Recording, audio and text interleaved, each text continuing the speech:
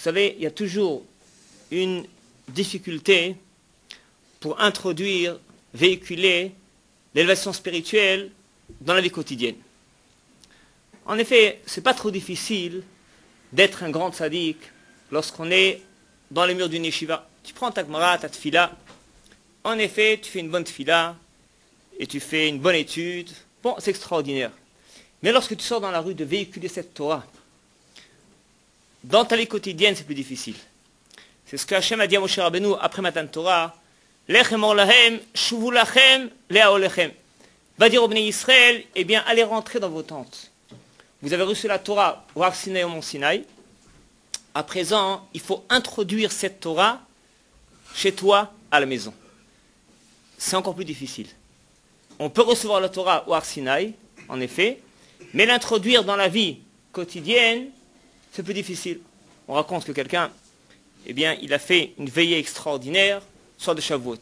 Il a étudié pendant 7 heures, 8 heures d'affilée, il a fait une tefila du tonnerre pendant 3 heures, et il a imaginé qu'il est vraiment au pied du mont Sinaï, comme un ange qui a reçu la Torah. Il rentre chez lui à la maison, il voit, n'est-ce pas, que sa femme, à peine s'il s'est levé du lit, en train de se traîner, et les enfants sont en train de se disputer, de se chamailler. Alors bon, il est étonné, pourquoi est-ce qu'ils ne sont pas eux aussi au niveau spirituel que lui il a atteint à Shavuot. Bon, il se retient, il se maîtrise pendant quelques minutes, il dit une remarque à droite, à gauche. Après une demi-heure, eh bien, il s'énerve, il se met en colère, et en quelques instants, il a perdu toute son étude de Shavuot. Tout ce qu'il a reçu, n'est-ce pas, comme Torah ou Har Sinaï, eh bien, il a perdu. Pourquoi? Parce qu'il n'a pas su introduire, véhiculer cette Torah chez lui, chez soi, à la maison. En effet, vivre avec la Torah à la maison, lorsqu'on est dehors, lorsqu'on réalise un business, c'est plus difficile que la réaliser lorsqu'on est entre quatre murs, n'est-ce pas, d'un Beth Midrash. La Gemara Brachot d'Av Samer raconte la petite histoire suivante. Yehuda bar Natan hava shakil ve'azil batre de Rav Hamnuna. Yehuda bar Natan, eh bien, marchait derrière Rav Hamnuna. Atnach, Yehuda bar Natan a soupiré. Amarle, lui a dit Rav Hamnuna, Yisurin baya ugavra le'atuya nafshe. Tu veux t'amener des souffrances.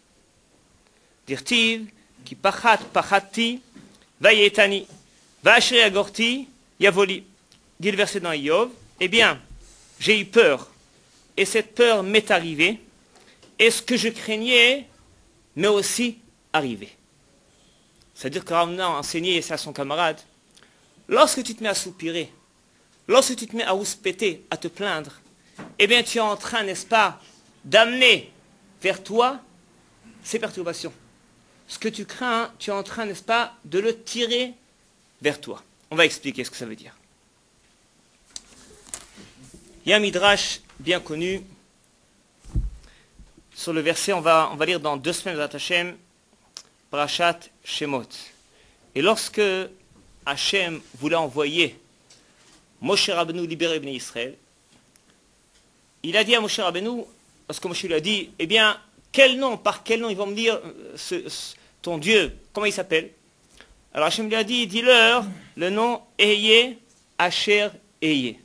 Bon, c'est une notion très complexe, mais un des commentaires dit la chose suivante. Dit le Midrash, Keshem Shata Oveimi, Kachani Hove Imcha.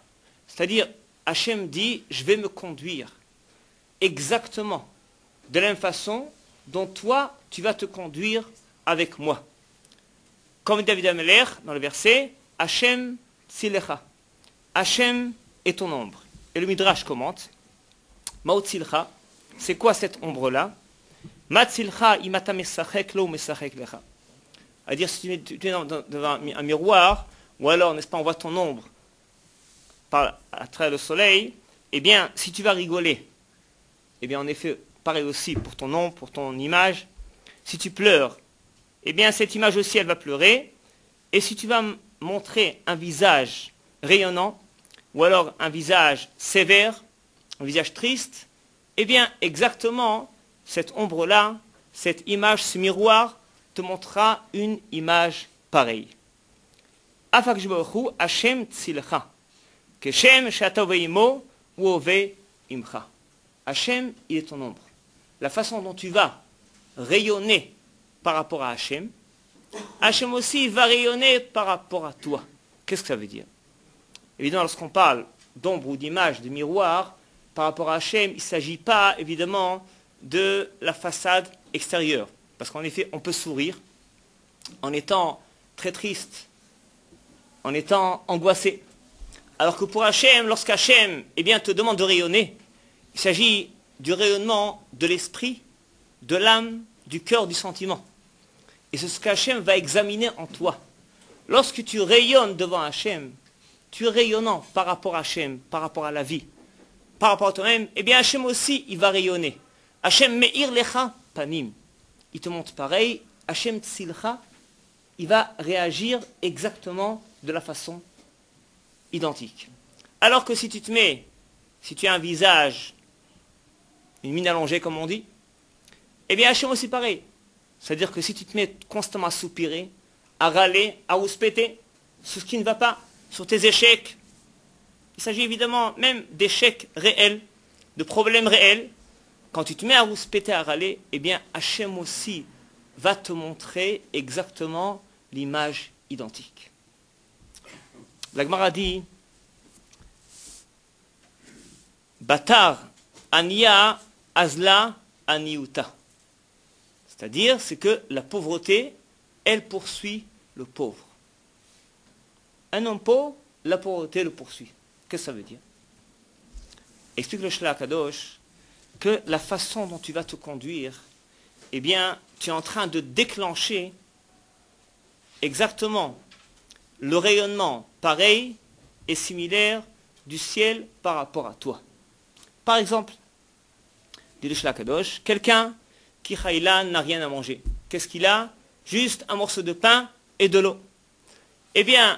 Nous conseille le Rav, plutôt que manger son morceau de pain sur un tabouret, ou alors en position debout, puisqu'il n'a rien à manger, il dit non, tu feras exactement le contraire. Tu vas dresser la table la plus belle que tu as à la maison. Et tu prends la nappe la plus belle que tu as. Et tu t'assieds de façon digne et noble pour manger ta tranche de pain et boire ton verre d'eau. De cette façon, tu vas déclencher la richesse, la noblesse, la réussite vers toi. Si tu manges ton morceau de pain n'importe comment, comme un pauvre, tu vas véhiculer vers toi la pauvreté encore plus. La façon dont tu vas te conduire, ça va déclencher la richesse ou la pauvreté. Batar ania azaniuta. La pauvreté poursuit l'homme pauvre. Quand tu te conduis comme un pauvre, comme un homme misérable, cette pauvreté te poursuit. La Gemara ramène aussi cela par rapport au fait de respecter les aliments. C'est-à-dire qu'on n'a pas le droit, c'est une halakha aussi de jeter même les miettes de pain, parce que si on va marcher dessus, les écraser, c'est un mépris pour l'alimentation. Comme le pain, c'est le symbole même de l'alimentation, c'est interdit et un mauvais signe d'écraser ces miettes de pain. Il faut absolument, n'est-ce pas, faire attention de ne pas qu'elles tombent par terre. Quand elles tombent par terre, il faut tout de suite les ramasser, les balayer, pour ne pas qu'on les écrase. C'est tellement important. Raconte la Gemara une histoire dans Choulin, Perek Shmini, qu'il y avait une fois quelqu'un qui faisait extrêmement attention à cela. Et le Satan le poursuivait. Parce qu'en effet, le Satan est conscient à quel point c'est important pour amener la richesse ou le contraire. Et une fois, cet homme-là, il a mangé un morceau de pain lorsqu'il était dans un champ. Et le Satan a dit, cette fois, je vais l'attraper. Et lorsque cet homme-là a fini de manger, il a pris une grosse pelle et il a déterré toute la motte de terre qu'il y avait aux alentours, n'est-ce pas, pour jeter ensuite cette motte de terre dans le fleuve. À tel point, il faisait attention, n'est-ce pas, ne pas laisser les miettes de pain dispersées à droite, à gauche. Et alors Satan a dit, cet homme-là, je peux rien contre lui. En tout cas, n'est-ce pas, toujours est-il, c'est qu'on apprend de cela, c'est qu'on doit respecter l'alimentation, se respecter, s'honorer. Lorsque tu vas te conduire de façon digne et noble, tu vas déclencher, amener la richesse, la réussite vers toi. C'est important pour n'importe quel aliment, mais surtout pour tout ce qui est pain, ainsi que biscuits et gâteaux. tout ce qui est appelé, n'est-ce pas, pâte avec islim, tout ce qui est appelé pâte, c'est important, c'est une halakha dans le Shulchan Aruch à respecter. Il faut faire attention à cela. Donc, c'est ce que dit le Shlomo Kadosh, Batar Anya Azaniuta, c'est que la pauvreté, elle poursuit l'homme pauvre. Et au contraire, lorsque tu vas te respecter, t'honorer, te conduire de façon digne et noble, eh bien, tu vas déclencher la richesse vers toi. C'est pourquoi dire Rav Hamnouna à son camarade, lorsque tu soupires, c'est-à-dire que lorsque tu es en train de râler, de rouspéter pour les problèmes que tu as, eh bien, tu es en train de les intensifier encore plus, de les amplifier. Tu vas t'amener encore, n'est-ce pas, des problèmes de plus. Alors en fait, il y a ici deux dimensions à bien préciser. C'est que d'une part, tu donnes plus d'ampleur à tes problèmes. Et deuxièmement, tu vas amener encore d'autres problèmes vers toi. On a raconté plusieurs fois l'histoire, on va la répéter encore une fois, l'histoire de deux frères jumeaux qui sont en train de jouer sur une plage. Et tout d'un coup, il y a une vague, n'est-ce pas, qui les a submergés. Ils ont tous les deux bu la tasse. L'un d'eux s'est mis à pleurer et a réclamé sa mère. L'autre a éclaté de rire et a couru vers les vagues. Alors en fait, pourquoi ce garçon a pleuré? À cause de la vague, à cause de la tasse qu'il a bu? Non, c'est faux. Parce que si la tasse que tu as bu te fait pleurer, eh bien, son frère jumeau aurait dû réagir de façon pareille. Donc en fait, ce n'est pas la vague qui t'a submergé qui fait ni rire ni pleurer. C'est la façon dont tu vas toi-même communiquer avec ton subconscient. La façon dont tu vas interpréter tel événement qui va arriver. Et ça, la façon de rayonner ou alors de rouspéter. Tout ce qui t'arrive dans la vie, eh bien, tu peux soupirer ou alors tu peux le prendre d'une façon différente, plus positive, qu'on va tout de suite expliquer. Et cela, à ça dit le Midrash, Hachem Tzillecha.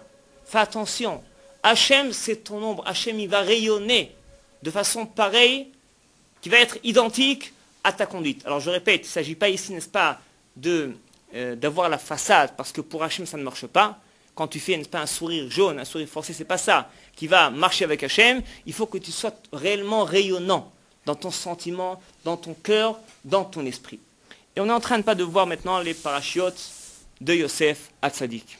Yosef Hatzadik qui a passé 12 années de sa vie en prison. Les plus belles années de la vie, plus importantes, de 18 ans à 30 ans. C'est un niveau qui nous est difficile à imaginer. Il faut aussi se rendre compte que la prison, il y a 3500 ans, eh bien, ce n'est pas les prisons de nos jours qui sont comme des hôtels 2 étoiles, mais c'était, n'est-ce pas, un genre de trou, une grotte, une caverne, avec des conditions vraiment très très précaires, très difficiles à vivre. Imaginez un jeune garçon de 18 ans jusqu'à 30 ans et qui n'avait aucun espoir de sortir. A priori, c'était la prison à vie.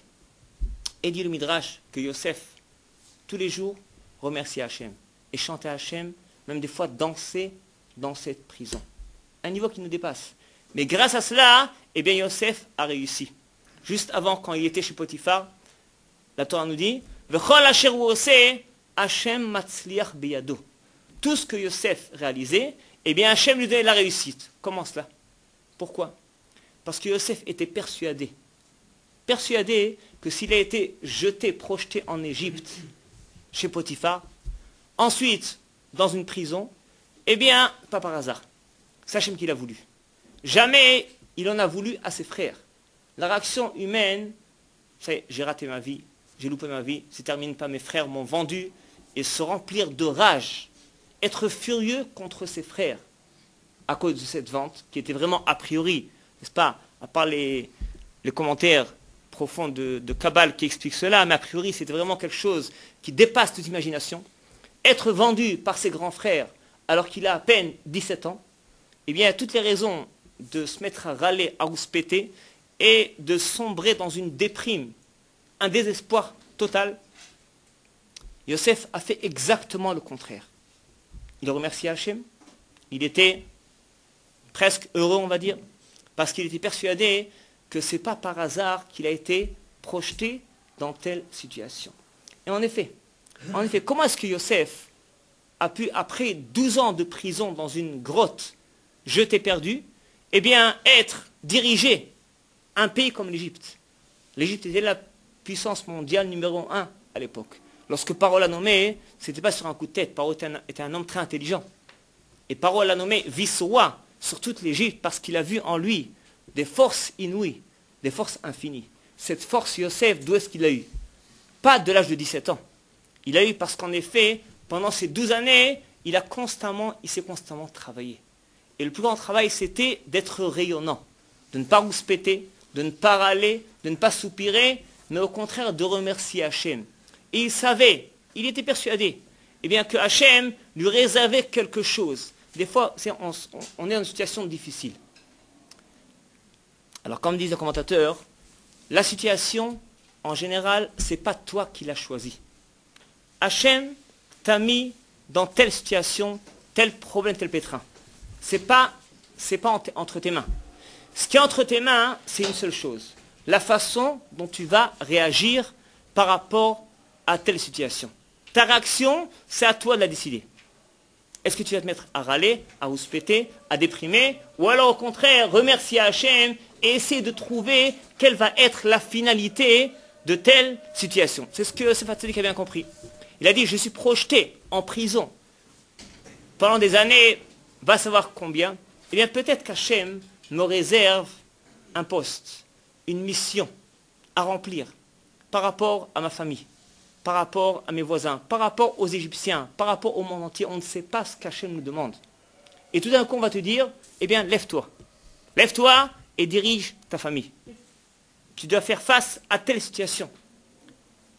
Qu'est-ce qui fait que certaines personnes arrivent à surmonter de grandes épreuves et d'autres flanchent?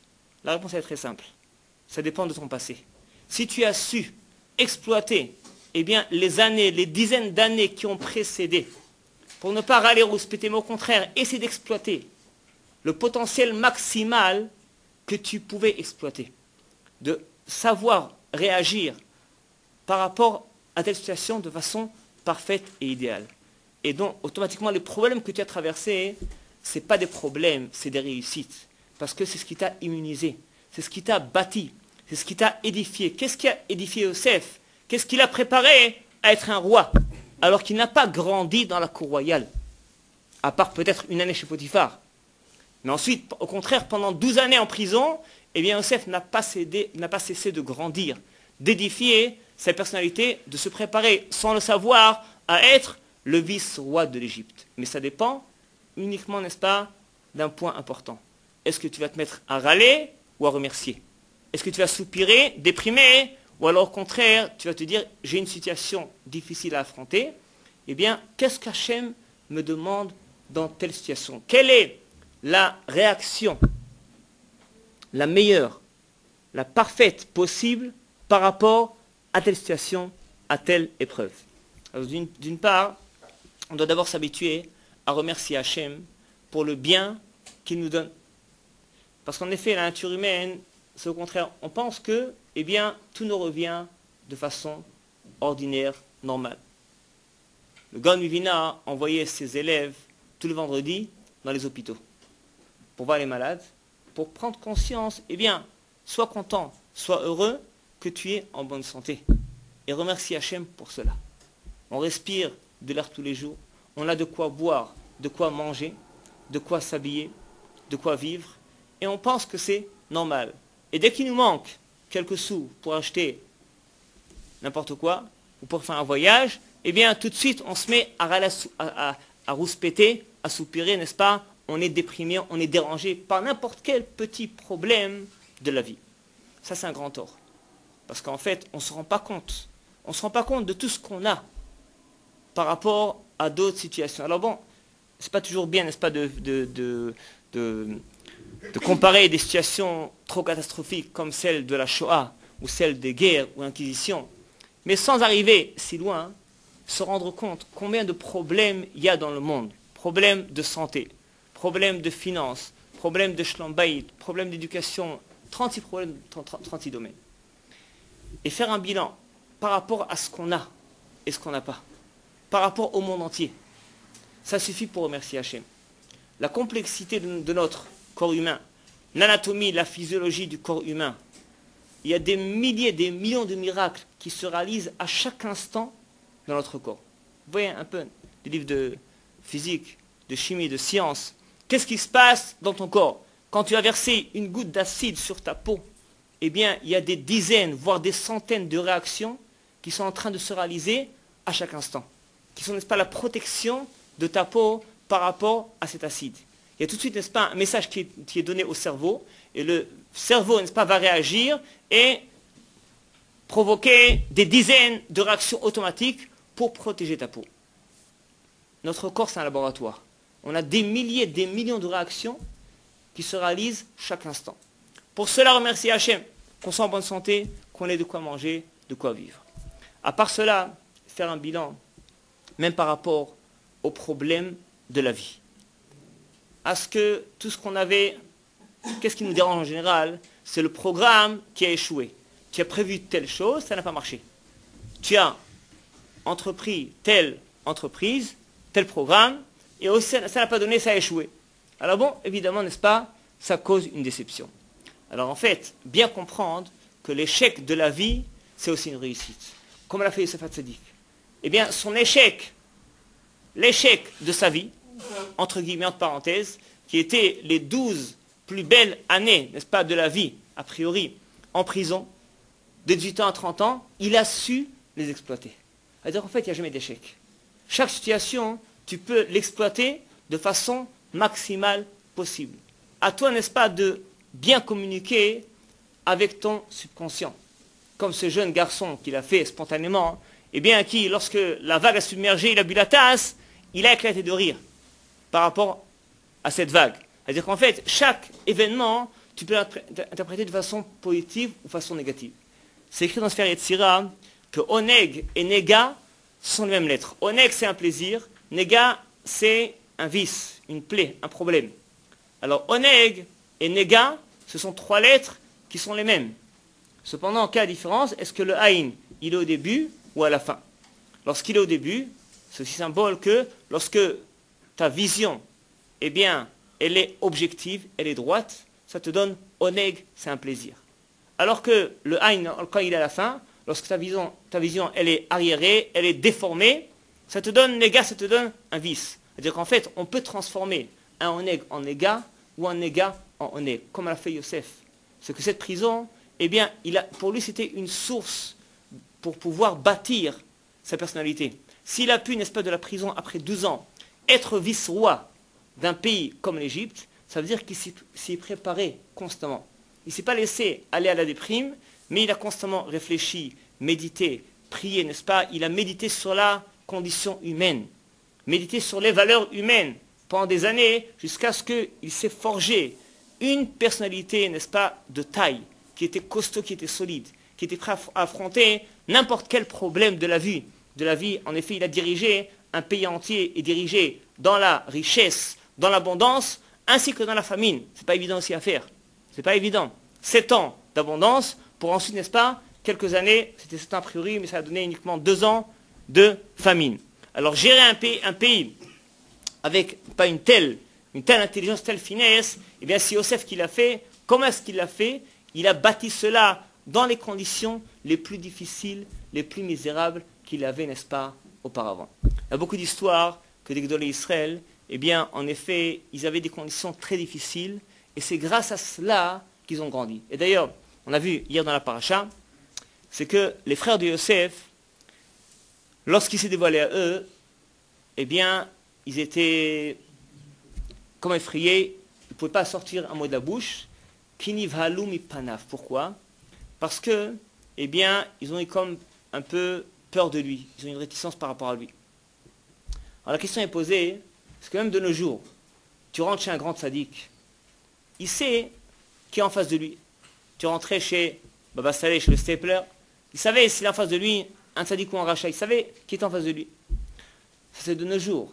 Alors que lorsqu'on remonte à 3500 années, eh bien, les Shvatim, qui étaient Yehuda et Rouven, qui étaient à un niveau spirituel très élevé, gigantesque, infini, qui dépasse notre imagination, comment est-ce qu'ils ne se sont pas rendus compte qu'ils avaient en face d'eux un grand tzaddik comme Yosef?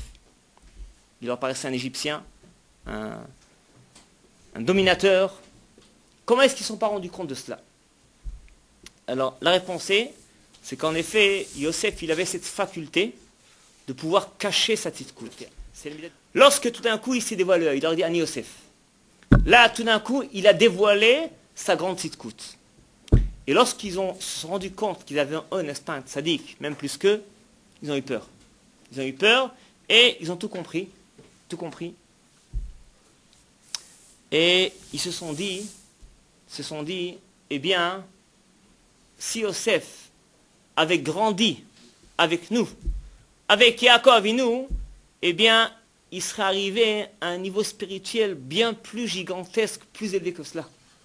Ils ont eu des remords. Ils ont dit, voilà pas, il était en Égypte, dans le pays plein de Toum'a, d'impureté, du Yetzara, il est devenu un si grand sadique, alors que s'il était avec nous, avec Yaakov Avinu, eh bien, il aurait grandi encore plus. Yosef leur a dit, c'est le contraire. Il leur a dit, sachez, eh bien, c'est ma grandeur parce que j'ai été éprouvé pendant 12 années en prison. Et j'ai su, n'est-ce pas, surmonter ces épreuves-là, que j'ai grandi de façon si magistrale. Je suis Yosef Hatzadik grâce à ces conditions difficiles. C'est-à-dire qu'en fait, bien souvent, on se met à la rouspéter parce que, comme Hachem ne nous a pas aidés, on est inconsciemment révolté contre Hachem. Hachem, pourquoi est-ce que tu ne réponds pas à mes tfilotes? Enfin, on le dit, on le pense, consciemment, inconsciemment. Pourquoi est-ce que tu ne réponds pas à mes tfilotes? Et des fois, on ne se rend pas compte, eh bien, que la meilleure réponse à tes tfilotes, c'est la situation dans laquelle tu es.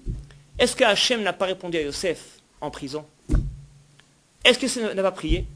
Mais au contraire, s'il était sorti de cette prison, il n'aurait pas été vice-roi d'Égypte. La meilleure façon pour lui de devenir le vice-roi d'Égypte, eh bien, c'est de rester en prison pendant 12 années. C'est-à-dire que c'est sûr qu'on doit demander, on doit prier. C'est sûr qu'a priori, parce qu'on ne sait pas quelle est la meilleure situation pour nous, c'est vrai. Mais lorsqu'on a fait ce qui est nécessaire, d'après la halakha, d'après, n'est-ce pas, da Torah, d'après les conditions générales de la vie qui nous entoure, du pays dans lequel on vit. Bon, il faut aussi des fois demander conseil par rapport à cela.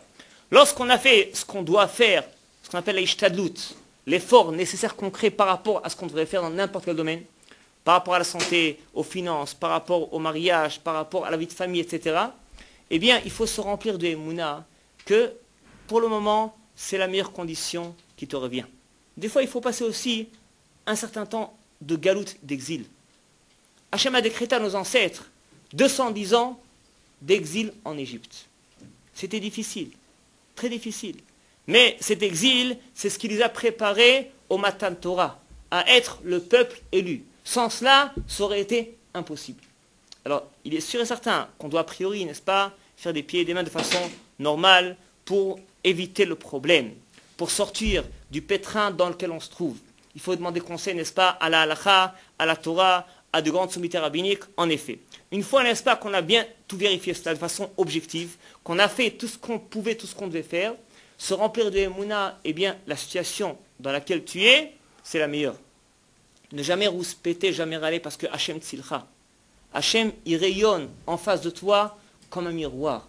Tu te mets à râler, eh bien, tu vas amplifier ton problème et tu vas amener des nouveaux problèmes. Batarania azaniuta.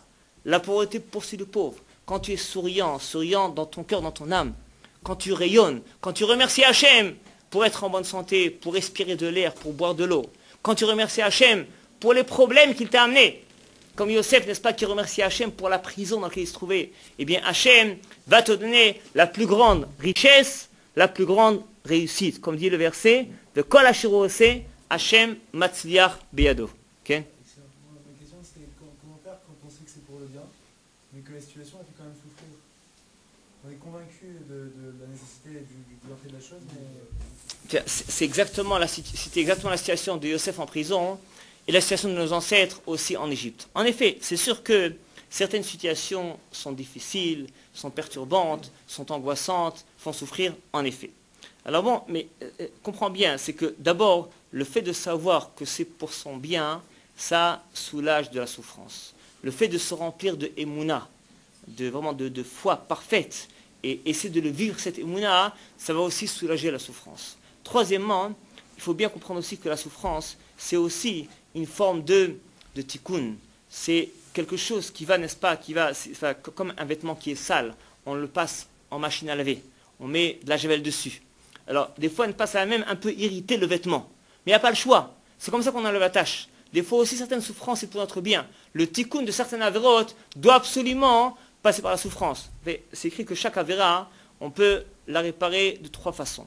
La meilleure, c'est la tchouva. Sinon, les souffrances dans ce monde-là, ou alors les souffrances, n'est-ce pas, dans mon futur Gehinom. Les 3, n'est-ce pas, ça va amener le tikkun à la personne. Même la tchouva, qui est la meilleure façon, la tchouva aussi, et des fois, est difficile. De faire le vidouille, de regretter. C'est des fois, en effet, c'est un cap qui n'est pas facile à réaliser. Et bien comprendre, et bien qu'en effet, c'est le meilleur moyen d'y arriver. Alors bon, il y a d'autres méthodes, n'est-ce pas, d'autres méthodes. C'est que l'étude de la Torah approfondie, assidue, eh bien, allège des souffrances. Ça enlève les souffrances. La tfila du fond du cœur, aussi va enlever les souffrances. Il y a beaucoup, n'est-ce pas, d'astuces dans ce domaine-là qui peuvent éviter la souffrance. Mais tout d'abord, le travail qu'on a à faire dans tous les cas, cette émouna, parce que cette émouna va nous permettre de remercier Hachem, même par rapport au problème qui nous a été occasionné, et surtout, d'exploiter la situation problématique. C'est ce que Yosef a compris. La situation de 12 années en prison, il a exploité de façon maximale. C'est comme ça, grâce à cela, qu'il a été édifié. Pourquoi? Parce que c'est écrit Ketz Sam Lechocher. Hachem, il a donné une fin, une limite aux souffrances. C'est-à-dire que dès le départ, il y a une date fixe aux souffrances. Il y a un verset qui dit dans Kitavo, Cholaim Raim Venemanim. Des fois, Hachem, il envoie, et bien des souffrances, Nehemanim, de confiance. Dit la Gemara dans Vodazara Alamedé, c'est quoi de confiance? Répond la Gemara, eh bien, lorsqu'on envoie les souffrances, on les fait jurer au ciel. Allez chez telle personne, de tel jour à tel jour. Pendant 2 heures, 2 mois, 2 ans, 5 ans, ni plus ni moins, avec telle intensité. Et on les fait jurer.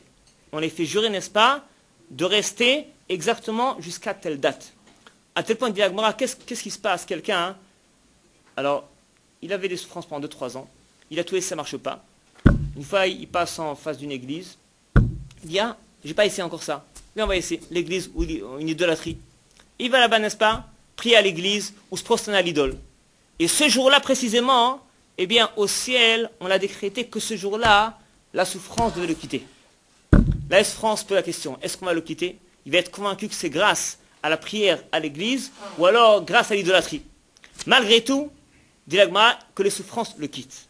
Même s'il est trompé, il n'y a rien à faire. Parce que Nehemanim Bishvuatam, ils ont juré de quitter cette personne-là tel jour, eh bien, c'est ni plus ni moins. Les souffrances infinies, pas les souffrances... Oui, c'est sûr que ça existe. Le Maharal Meutenbourg était en prison, n'est-ce pas, vers la fin de sa vie, et il est décédé là-bas. En effet, il écrit un Sefer Torah là-bas, mais il n'est pas déprimé à cause de ça. Il s'est arrangé pour avoir là-bas un parchemin et pas de l'encre. Il a écrit là-bas un Sefer Torah. Maharal Meutenbourg, il y a environ 900 ans, 1000 ans. En effet, des fois, le tikkun de la personne, eh bien, c'est de passer quelques années jusqu'à la fin de sa vie dans telle souffrance, telle situation, c'est le tikkun. On ne sait pas, le monde des neshamot, on ne connaît pas grand-chose là-dessus. Mais bien souvent, eh bien, c'est le tikkun bien spécial qui est pour la personne en question. Alors, il y a aussi une histoire intéressante, une histoire vraie dans ce domaine-là. Il y avait en Iran, il y a quelques dizaines d'années, il y a une vague d'antisémitisme qui s'est levée. Et un homme a été assassiné. Et sa femme, avec 5 enfants, était persuadée, on lui a dit aussi, eh bien, si elle restait dans la ville encore quelques jours, eh bien, elle et ses enfants aussi auraient le même sort. Alors bon, elle s'est organisée, il y avait là-bas quelqu'un qui prenait ceux qui voulaient voyager d'Iran jusqu'en Israël, à dos de chameaux, de Dan, pendant, n'est-ce pas, quelques semaines. Un voyage très difficile, elle s'organise en quelques heures, a pris quelques sacoches avec elle et est partie avec cet homme-là, avec les 5 enfants. Et tout le voyage, elle raconte, cette dame, que cet homme, c'était un homme brut et cruel de façon terrible. Il menaçait de les tuer parce que le voyage est très difficile, il voulait s'arrêter, se reposer, lui voulait faire son voyage très vite en une semaine. Il avait un revolver sur lui, bon, il menaçait la femme et les enfants. Une fois, ils sont arrivés en face d'un ravin, et il y avait un pont qui était branlant, n'est-ce pas, au-dessus de ce ravin. Elle a vu ça, elle a dit non, je retourne en Iran.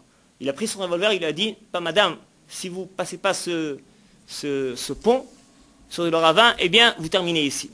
Et elle est passée en train de trembler, en train de pleurer, les enfants en train de pleurer, un voyage terrible. Lorsqu'ils sont arrivés en Israël, après un voyage si difficile, ce monsieur-là, il a embrassé les enfants, il a dit à la dame, madame, je suis moi aussi juif, vous m'excusez, j'ai été obligé d'agir de cette façon, parce que sinon, jamais vous serez arrivé à destination. La seule façon, le seul moyen de vous sauver la vie, eh bien, c'est d'avoir été brut et cruel envers vous et vos enfants pendant une semaine entière. Et maintenant, je file encore une fois en Iran pour sauver encore notre famille juive pour venir en Israël. Et sur ça, n'est-ce pas, il les affaiblit. C'est-à-dire que bien souvent, eh bien, il y a des situations qui sont difficiles. Mais la difficulté, la souffrance, c'est pour ton bien, c'est ce qui va assurer ta délivrance. C'est ce qui va assurer, n'est-ce pas, le fait de sauver la vie. Alors ça, on ne le voit pas. C'est bien souvent, le monde, il est caché. Il est caché. Lorsqu'on lève le rideau, eh bien, tout est compréhensible. D'ailleurs, on l'a vu aussi dans la paracha d'hier, c'est que Yosef, il leur a dit, Ani Yosef, je suis Yosef. On dit le Midrash, à la fin des temps, lorsque Hachem dira Ani Hachem, je suis Hachem, eh bien, c'est exactement pareil. Il y a une similitude entre les deux. Quel rapport entre les deux? C'est bien simple. Les frères de Yosef avaient 36 questions. 36 questions. Pourquoi est-ce qu'ils les accusent? Il y a des milliers de personnes qui vivent en Égypte, il va les accuser uniquement eux. Pourquoi est-ce qu'ils s'intéressent à leur famille? Pourquoi est-ce qu'il prend Shimon en prison? Pourquoi il demande Binyamin? Pourquoi il s'intéresse à Yaakov? 36 000 questions. Pourquoi est-ce qu'il leur remet l'argent dans les sacoches? Pourquoi est-ce qu'il a mis le gavier, n'est-ce pas, sa coupe en argent dans le sac de Binyamin? 36 questions sans réponse. Dès qu'il leur a dit « Ani Yosef, je suis Yosef », toutes les questions étaient répondues. Tout était clair comme de l'eau de roche. Par aussi, nous on a 36 questions contre Hachem. Pourquoi l'exil? Pourquoi les souffrances? Pourquoi l'antisémitisme? Pourquoi si? Pourquoi le problème de famille, de santé, etc. 36 questions. Lorsque Hachem dira Ani Hachem, ça veut dire Hachem va se dévoiler. Une présence divine. Là, automatiquement, tout est répondu, il n'y a aucune question. Aucune question. La question, parce qu'on est dans un monde, n'est-ce pas, qui est bas en matériel. Le Ramban avait un élève qui est agonisant. Il n'a aucune chance de vivre. Alors, Ramban est allé le voir et il lui a dit bon, que si jamais, n'est-ce pas, il ne vivrait pas, eh bien, il lui dit il a quelques questions sur la Torah qui lui sont très très lourdes, questions de méditation profonde, qu'il n'a pas de réponse. Eh bien, si jamais il va au ciel, il a dit pose ces questions au ciel et viens me donner la réponse en rêve. Bon, en effet, l'élève est décédé après quelques jours. Un mois après, l'élève apparaît au Ramban, son maître. Il lui dit, mon maître, le Ramban, j'ai posé la question. On m'a envoyé à un ciel plus élevé. Là-bas, je suis arrivé, j'ai posé encore la question. On m'a envoyé dans un univers encore plus spirituel, plus kadosh. Je suis monté là-bas, j'ai posé la question. On m'a dit non, il faut aller encore plus haut. Je suis allé plus haut. Et quand je suis arrivé, n'est-ce pas, à ce monde si élevé, je ne pouvais plus poser les questions. Parce que les questions étaient répondues, tout était clair et nickel, comme de l'eau de roche. La question n'existait plus. Alors, en effet, la question, parce qu'on est dans un monde, n'est-ce pas, qui est bas, qui est matériel. Mais dès que Hachem va se dévoiler, eh bien, tout va être clair comme de l'eau de roche. Comme dit le Midrash, eh bien, à la fin des temps, lorsque quelqu'un voudra cueillir une figue, le Shabbat, la figue, elle va hurler « Shabbos !» Interdit. Ça veut dire quoi? C'est pas que la figue elle va parler. Ça veut dire que la présence divine sera tellement flagrante que personne au monde ne sera capable de cueillir une figue. Parce qu'on va palper cette présence divine d'Hachem, même par rapport aux éléments matériels. Ça, n'est-ce pas? C'est lorsque Hachem va se dévoiler, eh bien, tout va être clair. Maintenant, on a beaucoup de questions, mais cependant, renforcer la émouna, que tout est pour le bien, c'est la façon d'éviter les souffrances. Parce que je le répète, soupirer, ça amène les souffrances. Remercier Hachem, tu te conduis dans un chemin de richesse, tu vas déclencher la richesse vers toi de façon encore plus flagrante. Batzlacha Rabba.